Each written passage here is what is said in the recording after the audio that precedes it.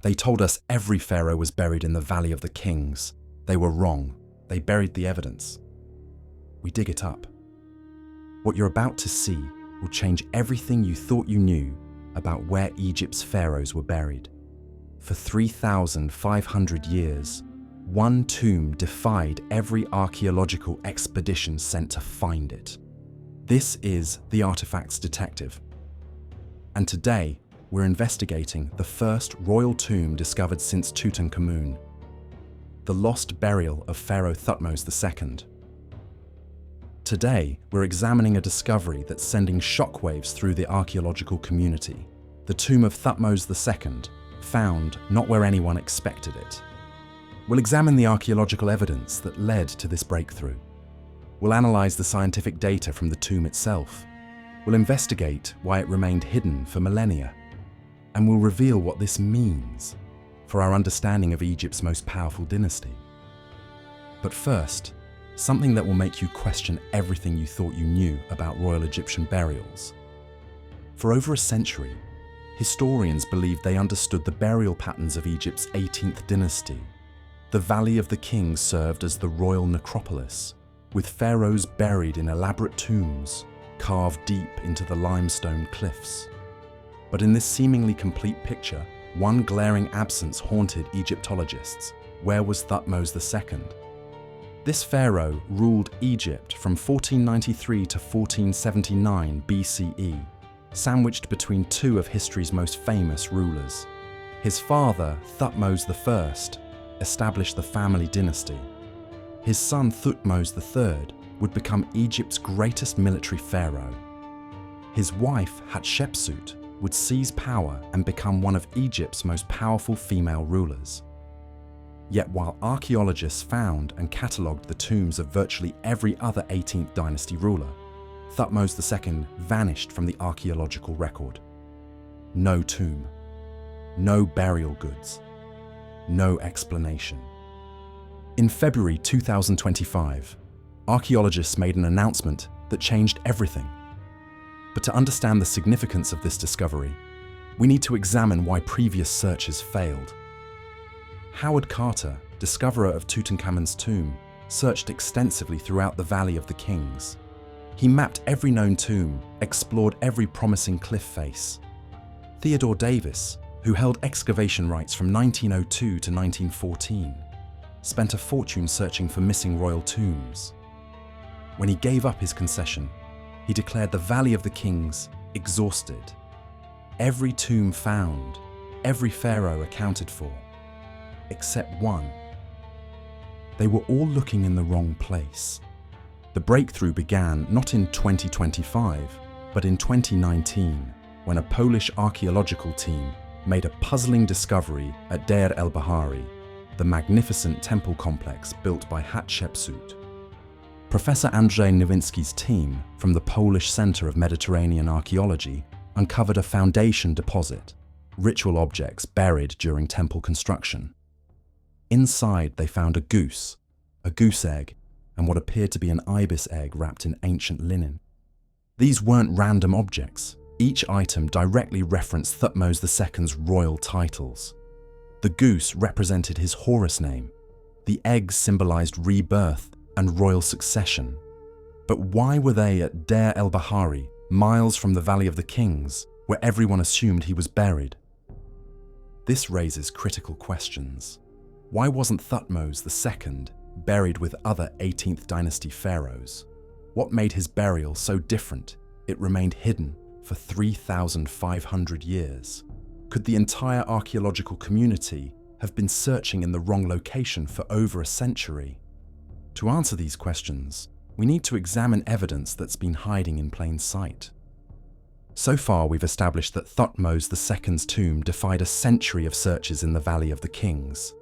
But the real investigation begins now as we examine the evidence that's been hiding in plain sight. The archaeological evidence from Deir el-Bahari tells a remarkable story. This foundation deposit was discovered by the Polish Center of Mediterranean Archaeology during routine excavations. What made it remarkable wasn't just what was inside, but how it was hidden. The deposit was perfectly camouflaged as an ordinary stone block. indistinguishable from thousands of others at the site. Carbon dating confirmed its age at approximately 1490 BCE, perfectly matching Thutmose II's reign. Analysis of the linen wrapping showed it was royal quality, woven with the fine thread count reserved for pharaonic use. The symbolic objects inside specifically reference Thutmose II's complete royal titulary, including his throne name, Archaeological. According to Dr. Nowinski, published in the Journal of Egyptian Archaeology, 2024. This deposit provides the first concrete evidence that Thutmose II was associated with Deir el-Bahari, not the Valley of the Kings. Scientific analysis using ground-penetrating radar revealed something remarkable about Deir el-Bahari. The Polish team's research uncovered evidence of an early 18th dynasty royal necropolis beneath the later temple constructions. Nowinski calls this the Holy Horizon, a sacred landscape where early 18th dynasty royalty were originally intended for burial. This discovery aligns with other archaeological evidence. Hatshepsut didn't randomly choose this site for her mortuary temple. She built it where her husband was originally connected. Earlier royal burials from the 11th dynasty already existed at this site, establishing its sacred character. The location held deep religious significance as the sacred land where the goddess Hathor was believed to receive the dead. The implications are staggering. If early 18th dynasty pharaohs were buried at Deir el-Bahari, not the Valley of the Kings, we've been searching in the wrong place for over a century. Armed with this new understanding, a British-Egyptian team led by Dr. Piers Litherland of Cambridge University shifted their search to the western Wadis, a desolate valley 2.4 kilometers west of the Valley of the Kings. In October 2022, they made the discovery in a wadi known as Gabanat el-Qurud, Valley of the Monkeys. But it wasn't confirmed as Thutmose II's tomb until February 2025. Why the delay? The tomb, designated Wadi C-4, had been catastrophically flooded in antiquity. When archaeologists first entered, they found chambers filled with ancient flood debris, plaster melted from walls, and destruction that suggested the tomb had been abandoned shortly after its initial use. Dr. Judith Bunbury, the mission's geoarchaeologist, conducted extensive analysis of the flood deposits. The sediment told a dramatic story. Multiple flood events had struck the tomb, with the most catastrophic occurring within 50 years of the original burial. The floodwaters, carrying tons of debris from flash floods common in desert wadis, had risen 2.3 meters in the burial chamber. Bunbury's analysis revealed something crucial. The lower part of the chamber had been oddly protected by the pressure of sediment from a previous flood. But above it, the wet plaster had kind of melted, slumped down, and folded over. This explained why the tomb appeared empty. The burial had been evacuated in antiquity to save it from complete destruction. But how can we be certain this is Thutmose II's tomb? The evidence comes from fragments of an alabaster ointment jar found in the flood debris. The inscription reads, "The god's wife, the great chief wife, Hatshepsut, made this monument for her brother, the perfect god, the lord of the two lands, Thutmose II, given life enduringly the beloved Osiris." This represents the first burial goods ever found bearing Thutmose II's name in any museum or collection worldwide. The jar's style matches early 18th dynasty royal ointment vessels. The use of brother was standard Egyptian royal terminology for husband. Most significantly, it shows Hatshepsut commissioned burial goods for Thutmose II as his queen before she became pharaoh herself. The tomb's design provides additional confirmation of its royal status and early 18th dynasty date. The tomb extends 29 meters into the cliff face. The burial chamber measures 5.3 by 5.2 meters with a height of 3.4 meters. It features a bent axis design typical of the transitional period between early and mature 18th dynasty royal tombs. The burial chamber sits elevated 1.4 meters above the corridor floor, a design feature that actually helped during the ancient evacuation. Most significantly, fragments of the ceiling retain blue paint with yellow stars, decoration found exclusively in royal tombs. No private tomb from this period has ever been found with this celestial ceiling design. Fragments of the Amduat, the sacred text describing the sun god's journey through the underworld, confirm the royal status of this burial. These texts were restricted to pharaohs and wouldn't appear in non-royal tombs for centuries. This discovery reveals the work of ancient Egypt's most secretive architect, Ineni. Ineni served as chief architect for Thutmose I and Thutmose II. His tomb autobiography, carved on the walls of his own burial chapel, provides extraordinary details about his work. He states, "I inspected the excavation of the cliff tomb of His Majesty alone, no one seeing, no one hearing." Ineni pioneered revolutionary concealment techniques that kept this tomb hidden for 3,500 years. He used multiple layers of mud plaster, carefully colored and textured to mimic natural rock formations. Entrances were positioned to appear as natural cliff fissures. Debris from excavation was carried away and scattered to prevent telltale rubble piles. He notes with pride, "This has never been done before." Modern analysis shows just how effective these techniques were. Even with modern technology, the tomb entrance remained invisible until archaeologists literally stumbled upon it while following water runoff patterns. The evidence is mounting, from Polish discoveries at Deir el-Bahari to the flooded tomb in the western Wadis.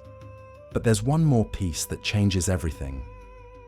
Dr. Litherland's team discovered something extraordinary near the flooded tomb, a massive artificial mound rising 23 meters above the Wadi floor. This isn't natural debris. Analysis shows it was deliberately constructed from sorted stone and rubble, representing thousands of hours of ancient labor. Ground-penetrating radar reveals a significant void beneath the mound.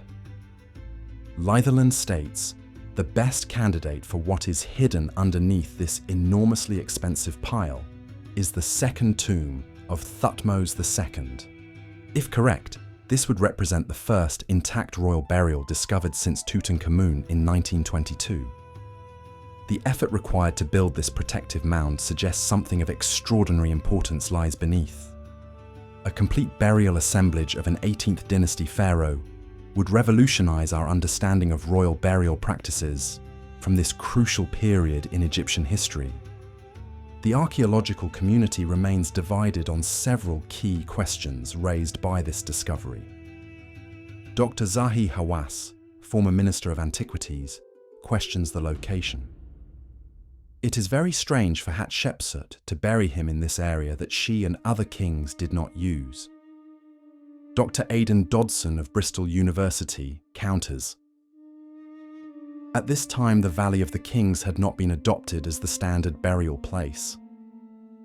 The Western Wadis represent a transitional burial ground between the old royal cemeteries and the Valley of the Kings. Dr. Thomas Schneider of the University of British Columbia expresses caution. "I am very skeptical and would need to see further details in support of such an identification. The location in Wadi Gabanat el-Khurud would be surprising for a king's tomb." Dr. Chris Naunton, author of Searching for the Lost Tombs of Egypt, takes a different view. It was a very rich period, but the mystery of Thutmose's tomb was a glaring gap, and that gap has now been filled. The debate centers on fundamental questions about early 18th dynasty burial practices. Were there multiple royal necropolies in use simultaneously?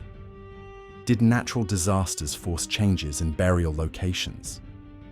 Why did Hatshepsut choose this remote location for her husband's burial? Now we understand how Thutmose II's tomb remained hidden and why it was built where it was. But what does this mean for our understanding of ancient Egyptian history? The evidence tells a compelling story of archaeological discovery. The Polish connection at Deir el-Bahari provided the crucial clue through foundation deposits that proved Thutmose II wasn't buried in the Valley of the Kings. The Western Wadis tomb represents the first royal tomb discovered since 1922, with its identification confirmed by inscriptional evidence bearing both Thutmose II and Hatshepsut's names. Inena's revolutionary concealment techniques kept the tomb hidden for 3,500 years, while catastrophic flooding explains why the burial was moved in antiquity. Most intriguingly, a potential intact burial may still lie beneath the massive rubble mound near the flooded tomb. This evidence suggests a complete revision of early 18th dynasty burial practices is necessary. The discovery indicates that the Valley of the Kings wasn't the original royal necropolis for the 18th dynasty. Instead, multiple burial grounds were in use during the transitional early years of the dynasty. Hatshepsut may have pioneered Valley of the Kings burials only after becoming pharaoh herself, establishing the pattern followed by later rulers. Natural disasters played a much larger role in ancient burial decisions than previously understood, with floods forcing relocations and reburials. The complexity of early 18th dynasty burial practices far exceeds what Egyptologists have assumed for over a century. These findings demonstrate how modern technology and international collaboration can solve ancient mysteries that defied previous generations of archaeologists. The combination of Polish theoretical framework establishing the Holy Horizon concept, British-Egyptian fieldwork willing to explore beyond traditional sites, advanced scientific analysis including GPR and thermoluminescence dating, and most importantly, the willingness to challenge long-held assumptions about where pharaohs should be buried, led to this breakthrough after a century of failed searches. Excavations continue at the potential second tomb site beneath the rubble mound.